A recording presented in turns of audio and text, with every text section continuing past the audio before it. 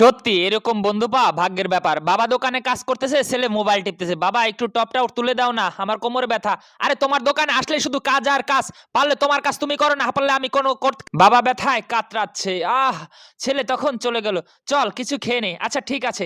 সবাই মিলে যখন যাচ্ছে, আচ্ছা আমাকেও নিবি তোরা সাথে খেতে? আমি খাইনি সকাল থেকে। না রে, আজকে আর খাবো না। খাওয়ার মুডটাই নষ্ট হয়ে গেল। আমি বাসায় চলে যাচ্ছি। ভাই আপনার কাছে একটু টাকা হবে? আরে ভাই দেখ পকেটে একটা টাকাও নাই। চল। আরে কেউ, আরে ধুর ফাউ, দিনভর শুধু আজাইরা ঘুরে, এই সমস্ত লোকের বন্ধু বানায় নাকি? এই কথা শুনে মনে অনেক কষ্ট পাইলো।